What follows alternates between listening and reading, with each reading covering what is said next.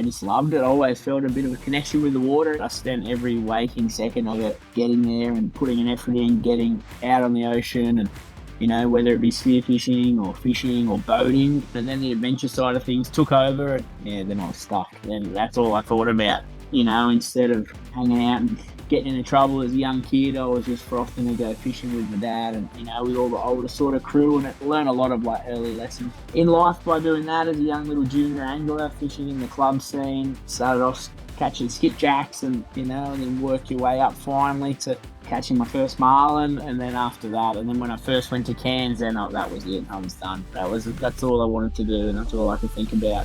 You're listening to the Rising Tidecast, podcast for sharing the stories, the lessons, and all the good stuff from legends in the marine industry.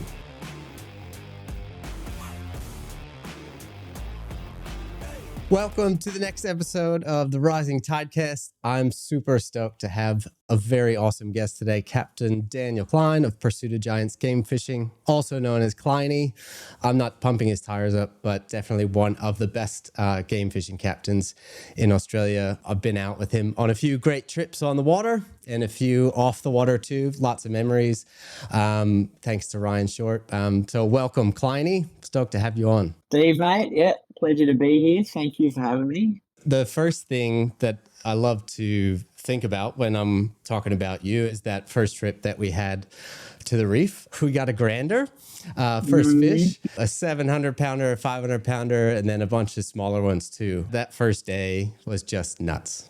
It was, yeah. That's what the Great Barrier Reef is all about, really. You don't get days like that every day, and if you work hard and if you're in the right place at the right time, then things like that happen. It was great to share it with, some of my closest mates, and having all you boys on board and having the Spielberg on board was even better. We got to document it, and now we've got those memories forever. It's good. That is awesome. Yeah, that was some nice big fish. It was awesome. And a good crew that really makes it, I think. You've had quite a few people on your boat, and besides getting some amazing catches, just the time spent out there with the people that you're with makes it all worthwhile. Very true. I'm lucky enough. I've met some awesome people from different walks of life, and and they became lifelong friends, really. You spend 5 to 7, 10, 30 days in close quarters with someone on a boat, and you build relationships, and everyone's from a different walk of life, and they're all there for the same reason, just to hopefully have a good time and catch a fish of a lifetime. So that's part of the thing that I love about this job, is not only the fishing, but meeting all the new people and new experiences, and you learn a lot from them. And and sometimes I had the best trips ever, like you did on your first trip, which is good. I'm curious, fishing's been a big part of your life for a long time. What's the earliest memory you have of, going out fishing and being on the water? Yeah, I think I've got a lot of fishermen that I know, people that are doing it for a career or people that are addicted to it like myself. Those core memories of fishing with me, it was my grandfather, and then it sort of evolved into fishing with my dad and my uncle, and then I sort of made friends through that, and and grew up fishing for bream and flathead when I was a young kid, and I suppose that's how I got the passion for it. I met some really good sort of people through the Sydney Game Fishing Club, and some of my best friends still today. Yeah, it was sort of that transition into being a passion into then turning it into my career, which has been pretty cool. We all spend that time, I think, doing something that we love and we can connect with the people in our life, and fishing being one of those things is I think a really cool way to connect. What was it about that time that, thinking back, is special to you now?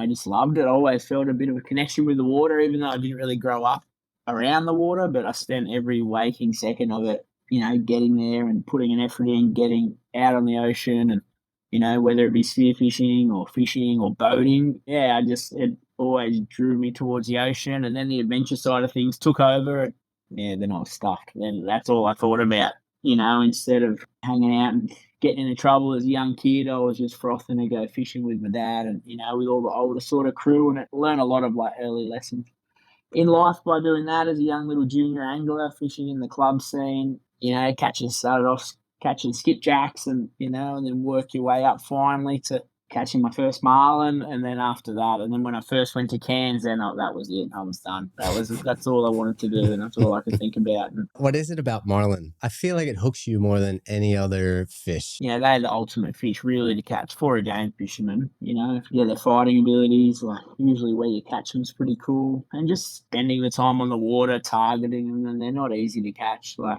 especially the big ones. And yeah, it's just a great challenge. Boating in general, in my opinion, is an awesome activity. You're out in the fresh air. You know, you can look forward to it all week long, and it takes you to some pretty cool places. It can take you all over the world. And that's what I like about it.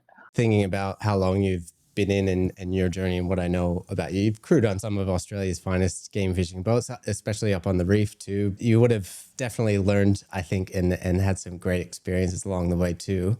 But now that you've built Deploy, which is, you know, your custom built Assegai, the 58-foot, it's such an amazing boat to be on, like perfect mix of, you know, luxury and performance, I think, and perfect for liverboards on the reef. I think my favorite feature of your boat is that, like, one of the favorites is that drop down back window. Oh man, sitting in the saloon and like when the fish is on, you know, we get the window up and you hear line peeling back and your cats are going crazy as you're backing down. And that's the stuff that gets you super excited.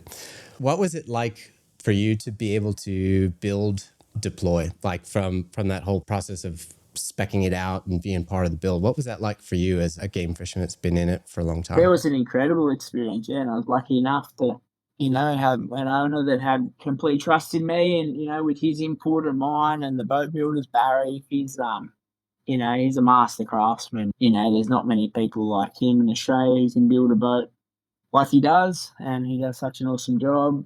Yeah, I spent many, many years sitting on the covering board just dreaming. If I was lucky enough to get a chance to build one of these boats, I'd, all the things I'd do and change, and, you know, just to make it what I think would be the perfect boat. And one day it became a reality, and yeah, I'm lucky enough. This is coming up on 4 years now that I've been running the boat. We've done nearly 4,000 hours, so 1,000 hours a year, so we use it quite heavily. It's been a great, great machine, and everyone who comes on board loves it. And yeah, it's a credit to the Assegai guys. They build an epic boat. There's no doubt about it. What's some of your, I guess, favorite parts of that whole build process, from dreaming about it and then finally becoming a reality? Getting the boat, driving it for the first time. I don't really get nervous very often, but yeah, the nerves kicked in. Like, it was such, it's a long process building a custom boat. It's not as simple as, some people think, and there's delays and there's all that stuff. But yeah, the final product's worth every second. Especially in our first trip, we missed the heavy tackle season, but the owner jumped on board and we went straight to Fraser Island, and, catching those first couple of blue marlin out of it was pretty cool. And just seeing the owner, and there was Togan was happening through all that too. So he hadn't actually seen the boat in nearly 2 years or any process, and I had to do that silly hotel quarantine to get over the border, and I was stuck up there for 6 months. Couldn't get back down to New South Wales where I was living at the time, and yeah, there was a lot of efforts and a lot of behind the scenes stuff that goes into getting a boat like this built, and it was all very cool. I mean, what people dream about, right? Yourself included, and then finally coming a reality is awesome. Yeah, you've had definitely a few amazing moments on that boat since you've had it the past 4 years. What's the fish story that stands out to you being on Deploy?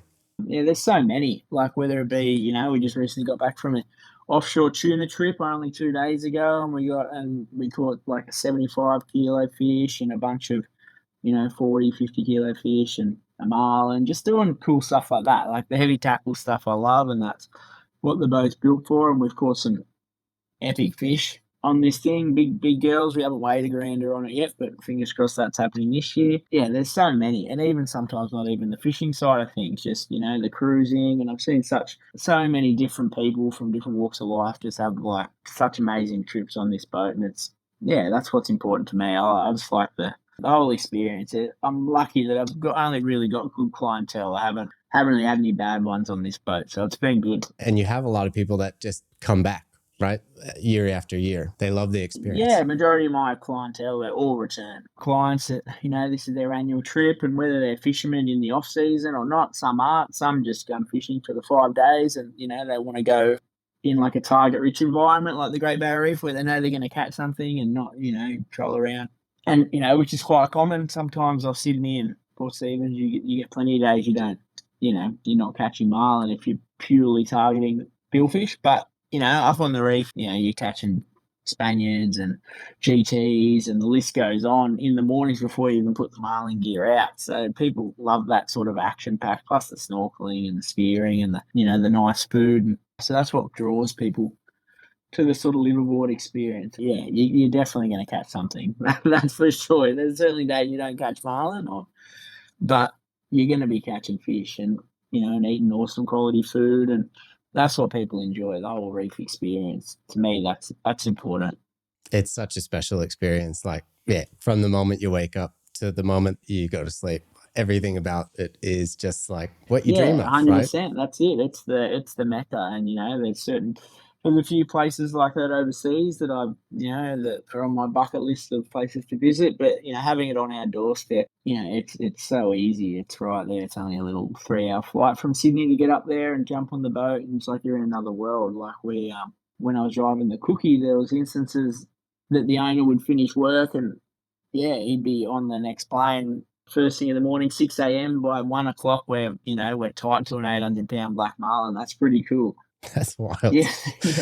You've had a long journey in your career to get to kind of like this pinnacle spot. Is there any like key moments that come to mind that got you here? Like you have to love what you do. You have to be passionate about what you're doing. And outside of that, like fishing passion, what is it that you think is unique or was a moment or a quality that got you to where you are today and loving what you do? Yeah, there's a few. So one in particular was getting my trade. So when I left school, I knew I wanted to become a captain. That's what I wanted to do. So I became a marine mechanic and did my marine mechanic apprenticeship. And during that 4-year trade, we could have I think it was 3 weeks or 4 weeks off a year as part of your holiday package. And so I would go up to the reef and sort of work for free on Little Audrey and my dad had become really good friends with the owner and their family, and I became good friends with them. And so I'd fish up there for, get some experience. And, having that trade behind me really helped me further my career. And, and there's no such thing as fast tracking the whole program. And then once I had my trade, went straight, I think I went to Weipa and started guiding up there with Kim Anderson, and then continued on to do the heavy tackle season with him that year. But there's no fast tracking. So I ended up doing 10 seasons as a crew, and that was so vital to, learning not just only the reef and learning about fishing, but just, learning how to look after the boat. It's not all glitz and glamour. Like, for instance, my morning so far, I got down here this morning. We fished Thursday, Friday. I picked up the laundromat, made the beds, went down to the pump room, changed out a pump in there, bleached out the toilets. It's not, there's a lot to it in the background. And the things that were valuable for me was just, doing your time on the deck. That was super important. And a lot of the good captains, well, all the great captains have all done, some time on the deck, whether it be, and in as many places as you can. Like, I was lucky that, I fished all over the joint. And just that time, doing your apprenticeship on the deck that's the most important thing to me. I think that's where you get all your knowledge. Probably part of the beauty is now that you are not on the deck all the time or most of the time, then you can help the guys that are. Do you enjoy teaching the little tips and tricks to your crew throughout the season? Yeah, I love it. And I want them to get the full experience. I want to show them how to do the oil changes, and I want to show them. And that's the beauty about doing the sign. They know that I'm not asking them to do anything that I haven't done before. That's the beauty. That's how you get the respect, because I've done all that. I've cleaned the toilets. I've done all, the shitty jobs. But then you get the good stuff as well. Like, and that's, there's such a good career to have, as a traveling captain.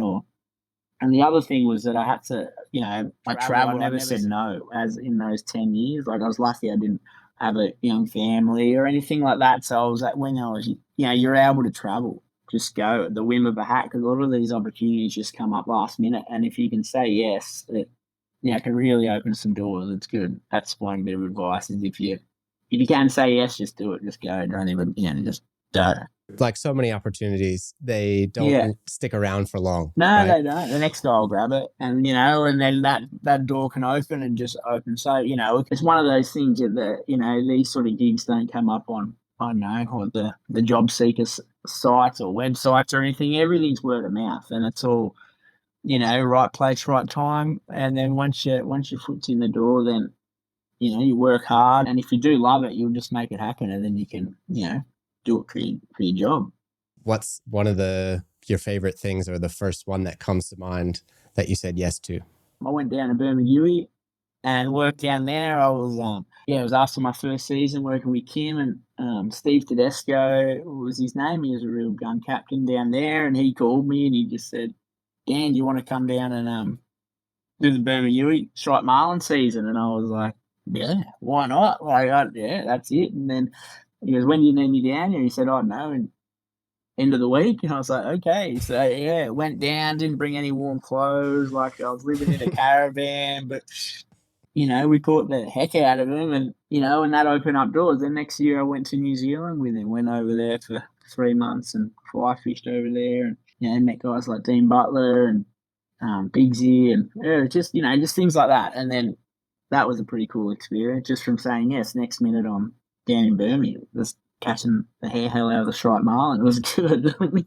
That's awesome. Yeah. And they just compound on each other too. Like once you get that, like it just rolls down, and it's awesome to think back about those moments. I think sometimes in our career, like, what if I didn't say yes there? Then like where would I be now? And I think that's something really special, because a lot of the experiences that we do get offered, they might not seem like you can do them at the time, or they might seem like way out of reach, like, oh no. But then I've always found that like saying yes, you never really regret it. No, you don't. You just got to make it work. Sometimes you got to shuffle a few things around and do a bit of begging and get some brownie points up. But you need to say yes because, as the boys say, life's short and you'll regret not saying yes. You'll never regret saying yes unless, if you do regret it, you just go home. It doesn't matter. Yeah, I'm still working on the brownie points thing, but later in life, it's a bit harder to say yes all the time, but certainly when you're younger and you learn so much. I learned so much from different captains and working for them, and and that's how you learn. And you learn then when you do it by yourself, you put your own twist on it, and that's how you become good at what you do. When you went to get your trade as a marine mechanic, is that something that is unique amongst like the captains that like, do a lot of people have the same certificates that you do? And if they don't, like, how much of an advantage do you think that is? Because from an outside perspective, that sounds like almost a necessary thing, right? To actually know your boat that well and how to fix it, like the mechanics of it, especially when you're on a liveaboard charter and stuff. Yeah, it was good getting the actual trade. That really helped me, get the job, and it helped me get my MED1 certificate straight away. I didn't have to go MED3, 2, 1, but a lot of the time you learn, like I've learned more than I did in my apprenticeship by working on the boat and fixing it, trying to fix it yourself, real world situations, because, there's a lot of the time you do have to fix it by yourself, and having support by the guys on shore, and they talk you through it, like, the onboard engineering, they've got me out of a lot of pickles over the years by just,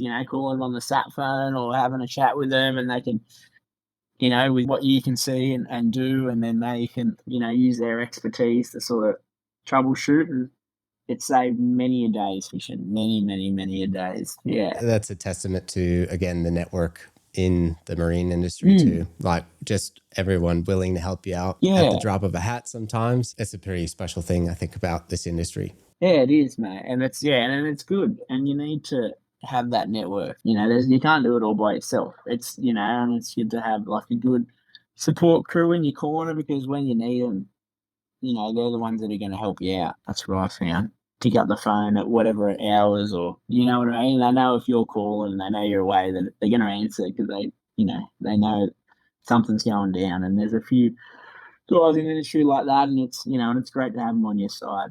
Speaking of challenges, you think of a challenge that comes to mind that you've gone through and how it changed what you do?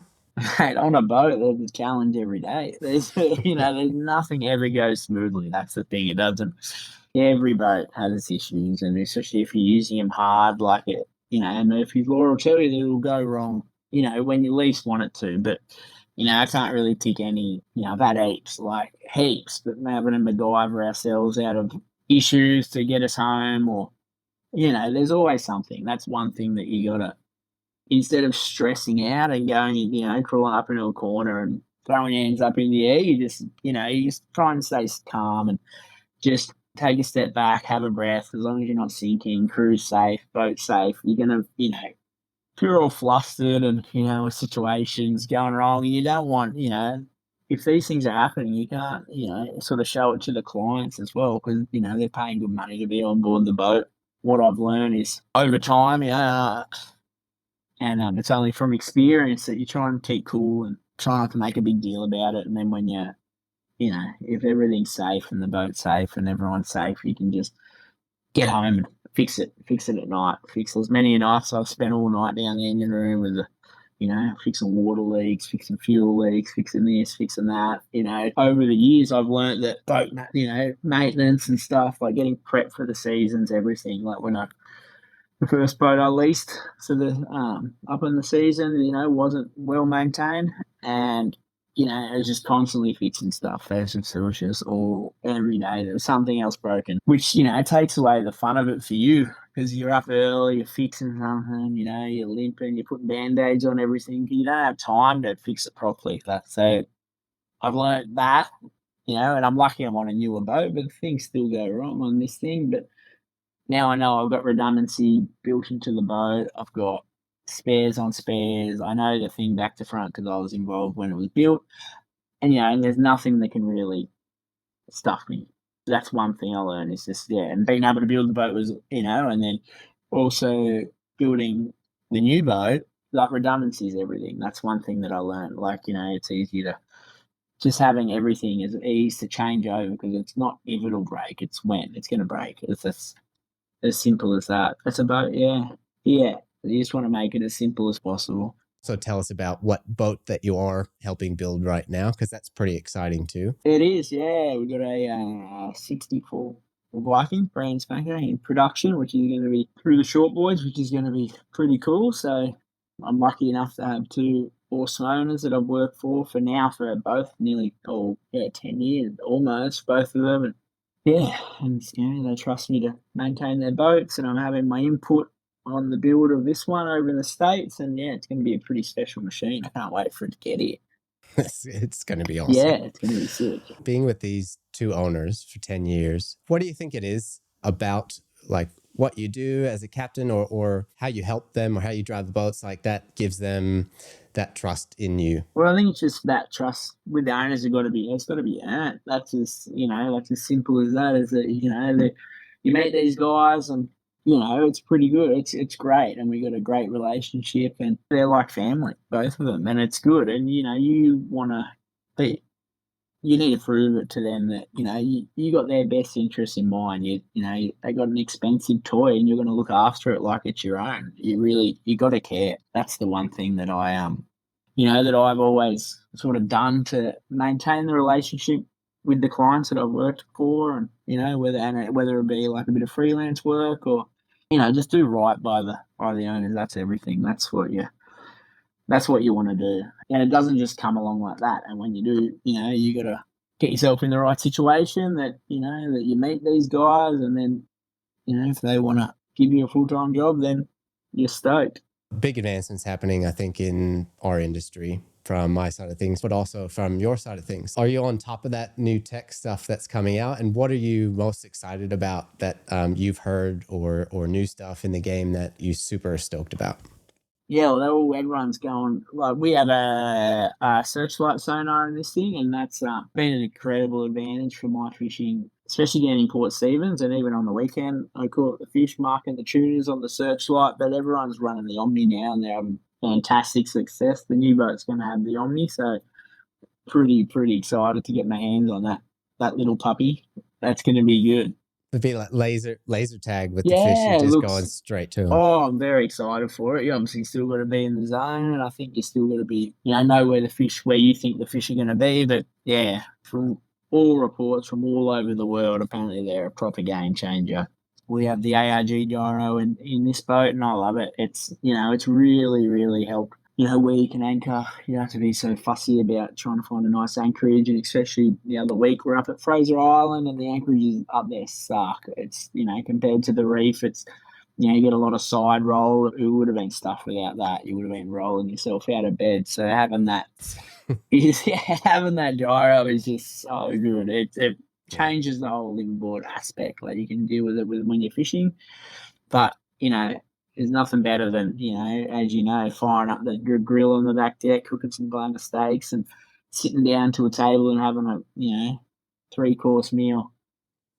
When it's On a blowing scaffold, 25, basically. when it's blowing 25 knots off the back, you can delete all the cup holders. The boat doesn't rock. It's good. Solid as a rock. It's so true. Yeah. And speaking of steaks, my God. So your program, number one, like the whole experience is fantastic. But like, tell us about how you guys do it, because like the food is fantastic. I love how you guys kind of shift responsibilities and what you do in the meats and stuff. Give us a rundown of what that experience looks like. Yeah, well, the captain I used to work for, that he used to say, you can't control the fishing, but if you can control the food and the vibe on the boat, and make sure your boat's cleanly and you're having a good time, you'll have happy clients, which is true. So I don't muck around with my food order. You're burning so much money and fuel and tackle and the whole program. Food, I've got a really good butcher up in Cairns, Edgeville Butchery, and he's been supplying my meat now for I don't know over a long time now, and yeah, I make sure I get all the glam steaks and the lamb racks and the nice sausages, and you're obviously eating beautiful fresh fish, and you put that little extra effort in with the food and the beverages and all that sort of stuff. Really makes a difference for the client's experience. I think I couldn't cook toast when I first started working on a liveaboard trip, but it's just all stuff I learnt on the job. Yeah, the owner of the Ascari, he was a real big help when I was crewing on there with him, and he's a really good cook, and he sort of taught me and the other crew some little tips and stuff, and I'm still using some of his meals today on my charters, and that was bloody a long time ago now. That was like 7, 8 years ago, maybe 10 years ago. Not burning toast anymore. No, I can't cook a lot of things, but I cook a few things and I cook them really good. And I'd say to the boys, my crew, before they get on the boat, we got to work out a little signature dish, and that's going to be your little signature dish for the season. So everyone sort of shares the cooking, and I just make sure I get really nice produce, and we have no issues getting fresh fish, obviously, but get nice steaks and all that stuff, all the trimmings, and yeah, everyone enjoys a good feed. It's good. I look forward to the meatballs every year. Yeah, that's Riley's specialty. He's all over that program, awesome. Which is the Frank's hot sauce. You've added that to the program. I add that on my meatballs now every trip because of you. Good. I'm gonna bring that sauce all over the world. Yeah, I'm obsessed with it for a good reason. Yeah, I'm glad like a good hot that's sauce, my contribution. Speaking of contributions to the boat, I was introduced to you and get to go fishing with you because I bring a few cameras along. I've been able to be on board with you a few times, a few different boats, and I think made some really cool content together as a game captain and booking charters and stuff. What role does content play for you, and how important is it, do you think? Super important, man. It's that's the way of the future is. I don't think it's a 3-step process. I assume that all my charters are word of mouth, or like from social media, or they hear about me, they type my name into social media, and boom, there's heaps of cool Marlin photos and heaps of good drone footage that you've done, and some epic shots of the boat, and I try and post as much stuff as I can on the socials, and a lot of stuff that you've done is up there, and it's a mixture of everything, the website, and then they go to the website and then they fill out an inquiry form. I think it's, that's how it goes. It's like social media or that first, then they look on the website and send through an inquiry. I think it's everything. Like and some of the boats are doing it really good, and I would and your stuff's incredible. You need to be in it, especially for the international market. A lot of the I've got a lot of American guys coming this year. I've got a lot of Aussies as well. And majority of the time, I'm usually Australian. But this year, I've got quite a few Americans coming over. And I know for a fact a lot of that will be from the social media side of things, or them seeing me on YouTube or something. And, I think it's just important to be on their radar and to have good quality footage. Because a lot of the time, like I'm pretty untech savvy, as you would say. Like I'll forget to turn the GoPro on, or it'll have water on it or something. And a lot of the times too is that I've got so much good footage, so much of from the last 17 years working up on the reef and from working in different places all over the world, but it just sits on a hard drive, and a lot of the hard drives now plug them in, they don't work. Like it's so good to just get it out there, then it's there forever. People can look at it. And I've had heaps of people say that they've seen, the videos that we've done with short marine and stuff, like say, oh, how cool is that? Like they sort of know what you're doing before you even told them about it. And I think it's a super, super important way to get your name out there and to share your experiences with the world. And someone might see it and just say, oh, I want to do that. That's what I want to do. And then, or it might be old mate who has like 100-footer over in America, and he goes, right, that's what I want to do. I want to get a big Marlin like that. So yeah, I think it's very important. The one thing that it has in common with those word of mouth referrals is it's helping build trust in you that number one, you provide a great experience. Number two, you can catch some big fish. And number three, like you look like and you sound like a good guy that you'd want to go and be cool with spending a week on the water together, right? I think the difference too between maybe some of the more produced stuff that, I'll do versus like the GoPro stuff that is great to do all the time and have up there. The one thing that I think makes a big difference is being out there for the time and showcasing the whole experience. It's about that feeling too that you get when you watch like an actual film about it versus just a quick recap of the highlights of fish jumping on the trip or something like that. 100%. No, like, and then throwing, your latest video you did from last season, you're showing us catching big trout on stick baits and showing a bit of the food and, drone footage of the beautiful reef. And that's 5 days compacted into such a short little time. And the video would go for 3 hours if you were able to put all your footage in there, I'm sure. But, it just gives everyone a taste of, not just a big fish jumping behind the boat or, or a marlin eating a bait or something. It's everything. It's the program. You're showing the whole program, which is, why people book these liverboard trips in the first place is for the experience, really. Like the catching the massive fish is a big bonus, like massive bonus, and that is the goal. But it's also, I've had some great trips where, you haven't caught many marlin at all. Like, but people have had the time of their life. Like maybe the fishing's been slow, so we've done a lot of other stuff like jigging, popping, like spearing, and the clients have come away super, super, super stoked. Like that's what I like about your videos, man. Is that you show the whole package, and not only the fishing ones is the ones we've done. Taking that boat to the Bahamas and all that. It's just that, they're pretty special. They're good. People love seeing that. It's the full program. It's good. And I think it injects a bit of your personality in there too, which is good. For like a keen fisherman that's looking to be a captain someday, you'd have some great advice, right? Because it's a long game. Like you said, there's no shortcuts. It's a bit of a journey. What would you give advice-wise to someone starting out? Just, do your time on the deck, just whether it be up in Cairns or, I don't know, overseas somewhere, or you just need to get that time, get your sea time up properly.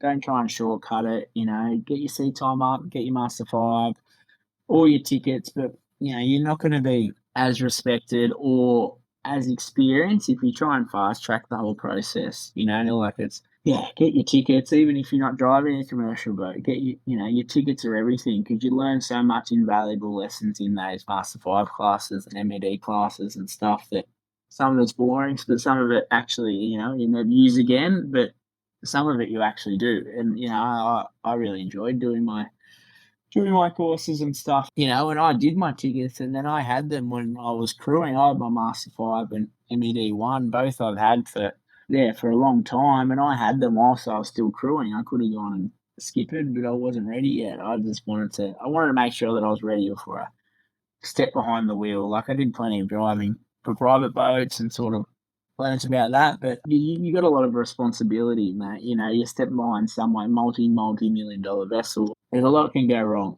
That's my. But for young fellas, just say yes, just go. If someone gives you an opportunity to maybe step into that world of, and you don't have to be straight out of school. You can, you could do it later in life if you wanted. Go get some life experience and then jump on a boat. And if fishing's your passion and that's all you can think about, like I do, then you can make a good career out of it. Your knowledge of the reef is next level.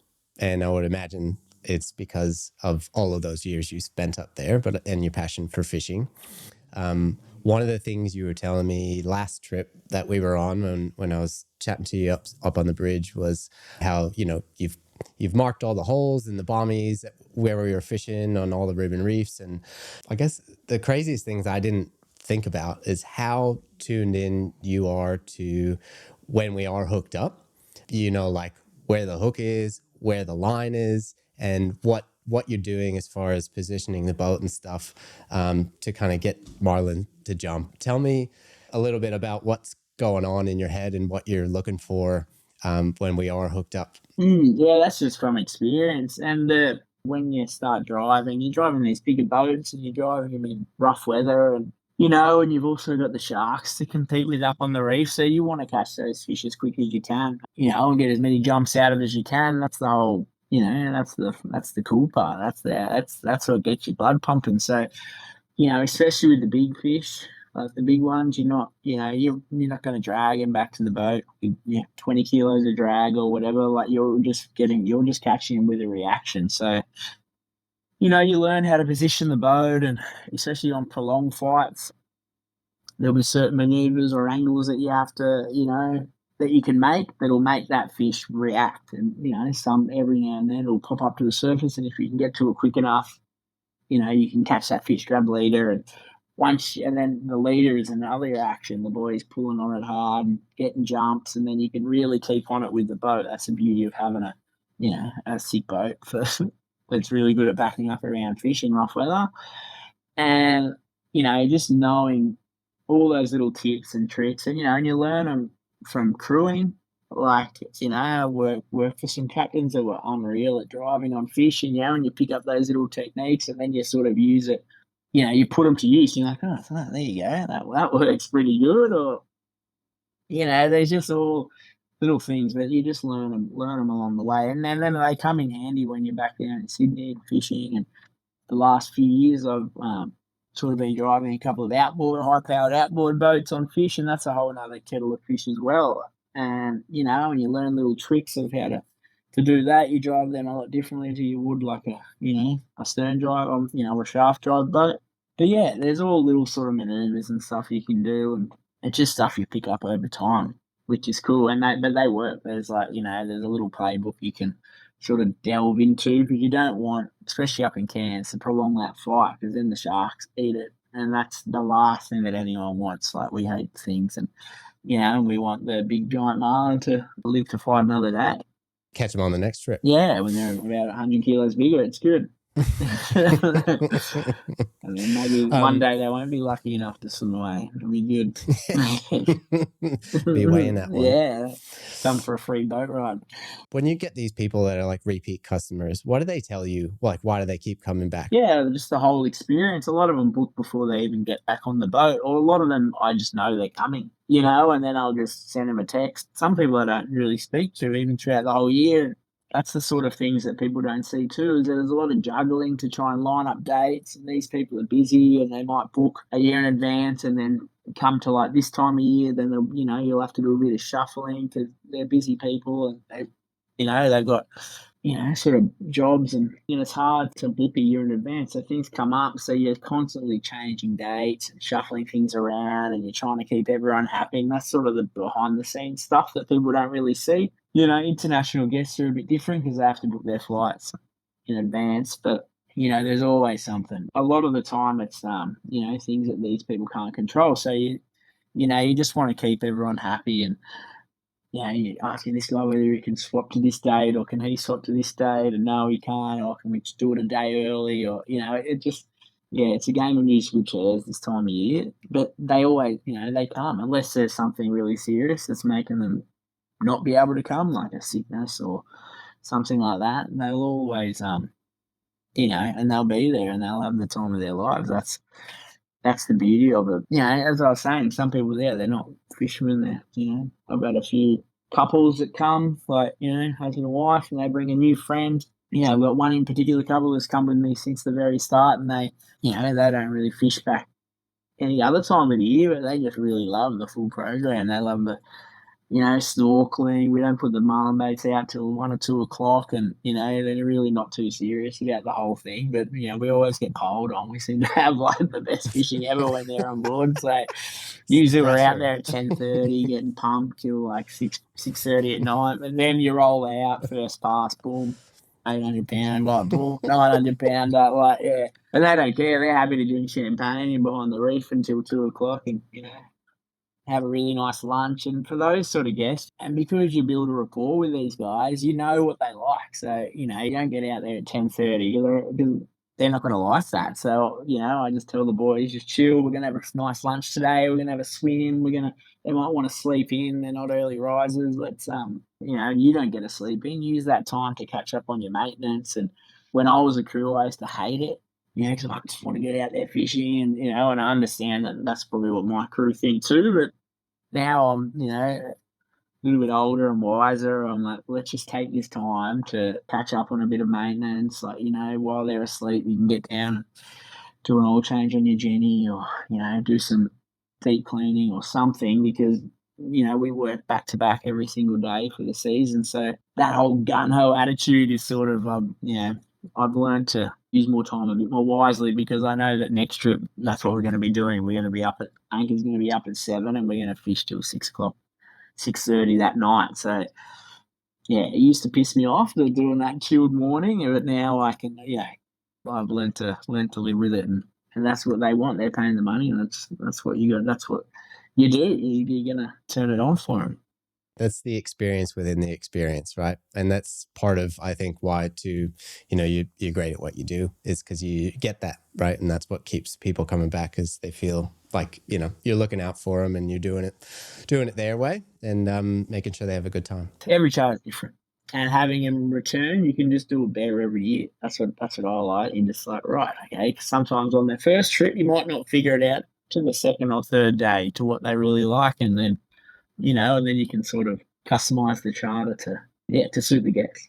Some guys might want to, they might want to be fishing at 6:30 and till 6:30 at night. Like, we do that. We'll do whatever. I like to do that. That's fine. But it does take your toll. You did it for 90 days straight. You know about it. That's the thing. Like, you guys have just such a crazy season, and it is back to back to back. Like, tell me, like, when you get in, so say you drop us off at the wharf in Cooktown at whatever time we get back in, how many days generally is in between when the next guest is there, and what are you guys doing when you're back at port? I'll schedule like a day between trips every, say, 25 days, just for doing oil changes and stuff like that. But apart from that, we're back to back. So, as I said, we'll drop the guests off finish fishing at 4:30 on the last day, roundabout, unless we're fighting something big, or the fish are really on, and might sneak it out a little bit later. But get in at 6:37, drop the guests off, wash the boat, soapy wash, top to bottom. Chamois the boat off. That usually takes about an hour and a half. Then we'll go up and meet the guests for dinner. That's sort of part of the program. They'll be staying in the resort up at the Sovereign usually, and we'll go up and have dinner with them there or somewhere, Old's Club or something like that, and then come back down to the boat. Sometimes that night my groceries will get delivered, because I call and we'll take the laundry up to the laundry lady to get done. So the boys have already stripped all the beds and done a spray and wipe of the cabin on the way in. We will take the laundry up to get done, go to sleep. The early you'd hope, but sometimes all your mates are in town, you're aftered up with them, so you have a couple of sneaky drinks on the back deck before you crash out. Then you get up and you All your food gets delivered down if it wasn't delivered the night before. Get all our meat out of the freezer, put some fuel on, and then the guests arrive at about 7:30, and we throw the ropes and we're back out there. And we do that for about 90 days.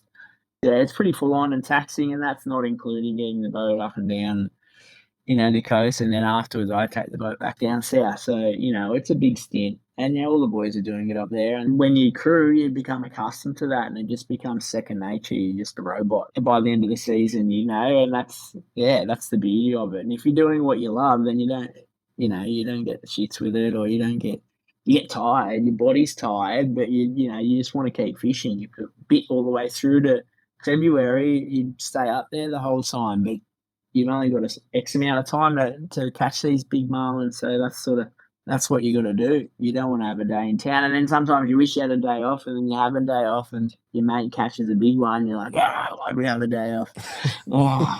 It's right there. That's what happens. Yeah. Should have said yes. Yeah. Oh, well, yeah. I'm a big boat like this to deploy a lot of the smaller boats, they can do their whole season back to back, and they can just do an oil change at night, and I probably could too. But I just like to have a day here and there in between trips to give the boat a proper clean and fix whatever we put band-aids on whilst out there, and give my mains I'd service my jennies while we're at sea, but the mains take a little bit longer. It takes about half a day for us to do that. Yeah. But yeah, that's the heavy tackle program. It's good. One of the other things that is amazing and super unique, I think, about the heavy tackle program up there is Raft-Ups. It's probably not something everybody experiences, but I mean, when we were up there, I think we've done one each trip that we've been there. Tell us a bit about, I guess, how you do it and why you do it and what's great about it. Last year, obviously, we had it Raft Up for Halloween, which was amazing. That was good. Yeah, it was good that night. Not so good the next morning for my headache, but it was. But they're always fun. You know what I mean? Before my time up on the reef, they used to raft up every night. That was like standard procedure. It just it's a great chance to catch up with your mates, and if the weather allows, like when it's really windy and it's big tides, it's hard to tie up next to each other unless you're in behind Lizard Island or something. But if there's not too much wind and it's the neeps, it's fun that you raft up next to each other. Someone puts their pick down, lets out an extra couple of meters of chain, and then you fold a rigger up, and then they come in alongside you and tie up, and you have dinner like you normally would, and then it's on after that. Like, jump on the boat, a few tunes, a couple of stories, and it's always good fun. And it was great. Last year was good because we got to, Ryan, who we rafted up with, who Shorty'd sold the boat to. He's a good mate of mine, and Shorty'd sold the boat. We had you on board, and it was just like it was a perfect storm, you could say. It was good. Yeah, and it was Halloween, and Cat we 5, had Doily, and it was just, it was on. It was good fun, though. It's always good fun. I think it is, and it's such a unique thing because you're out in the middle of the Great Barrier Reef, you get to have a party with all the people. Like, there's always something to celebrate. The first raft up we did was after we got the grander, and then that was right with the Halloween. So. Yeah, and that was great. Like, it's, even if you're not celebrating, it's just just celebrating being on the reef. There's always something to celebrate. Celebrate catching a scaly. I don't know. Just catch up with your mates and have a raft up and. Yeah, just turn the music up and have a good time. It's good, and and you're still in bed early, and you wake up and you go fishing. It's good. The dream. Yeah. It really is. Yeah, it's good. Well, Klein, I got some fun rapid fire questions for you. Are you ready? Yeah, let's go. We get first thing that comes to mind. All right. Favorite spot to fish on the reef? Number 10. Favorite kind of fishing to do overall? It'd have to be marlin fishing. Yeah, that's my favorite. Pet peeve on the boat from a client, besides someone bringing too much camera gear on? Yeah, camera gear, I hate that. No, I don't know.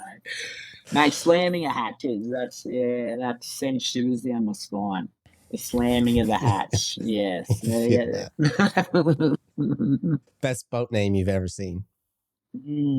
That's a good funniest. One. Funniest, I don't know. I've got a mate in post name's Far Call. I thought that was pretty good. That's a really good name. It only works with an Australian accent. Yeah. I thought that was good. One must-have piece of fishing gear. Your A one fishing rod. thing. Yeah, probably need one of them. Yeah, fair Or a enough. hook.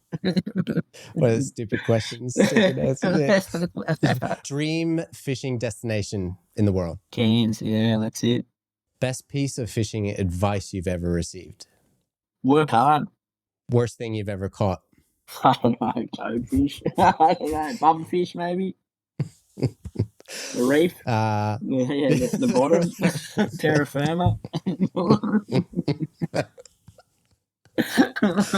What's your dream boat? Probably on it, yeah.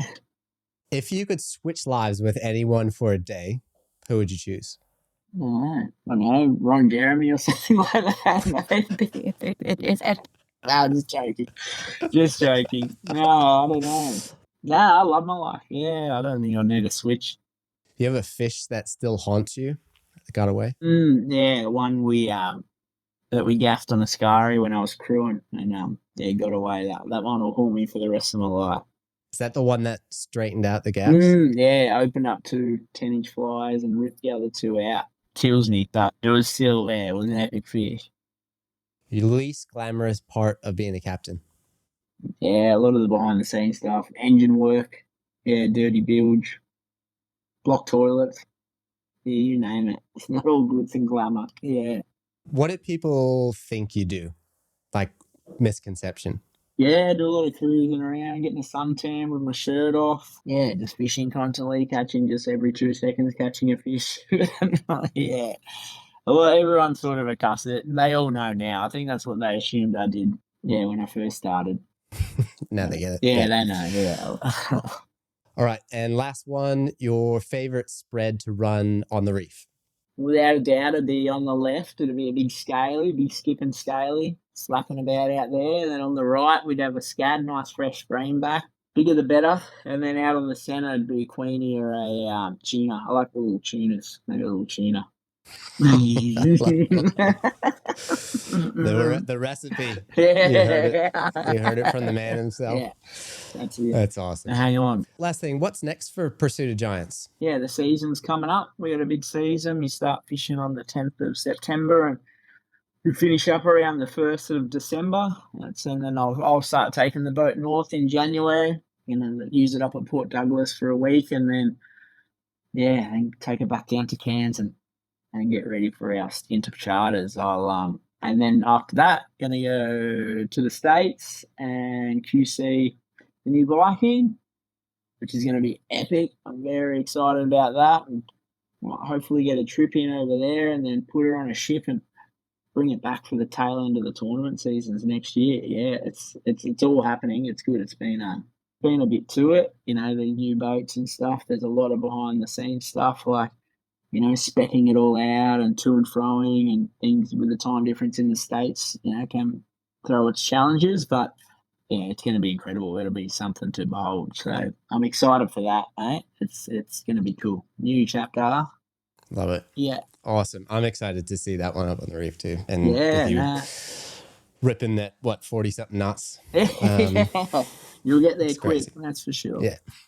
Awesome. Klein, you're a legend. Thank you for doing this, buddy, and sharing your wisdom. Really looking forward to another couple trips with you this year. Yeah, you do. You got 2 this year, mate, so bring it on.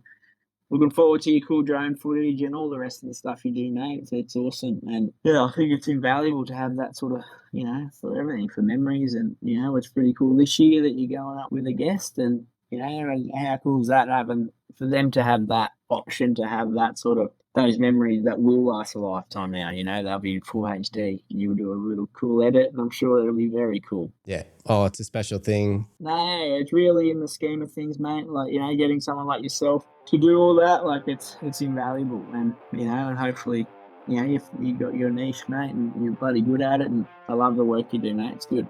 Thank you. Well, if anyone out there is looking for the best fishing experience that I've ever heard of, this is your man. Yeah, thank you again, buddy. And if you enjoyed this podcast and you want to hear more legends like Klein, subscribe and share it with them. And if you've got a story or know somebody in the marine industry who should be on the podcast, send them my way. Love to share stories from this industry. It's an awesome one, and catch you on the next one.